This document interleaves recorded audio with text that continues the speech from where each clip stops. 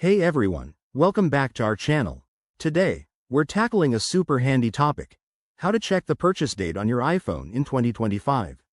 Whether you're verifying your warranty status, selling your device, or just curious about how long you've had it, this quick guide will save you time and hassle. Let's dive right in. First things first, grab your iPhone and unlock it. The easiest way to start is by opening the Settings app. You know, that gear icon on your home screen. Once you're in Settings, scroll down and tap on General. This section holds a bunch of key info about your device. Next, in the General menu, look for and tap on About.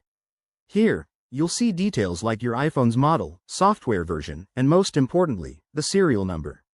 The serial number is a unique code that Apple uses to track your device's history.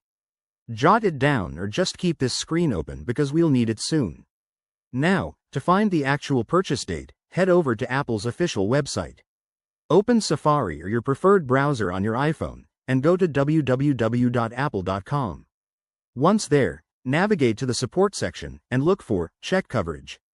Enter your serial number into the provided field, and voila!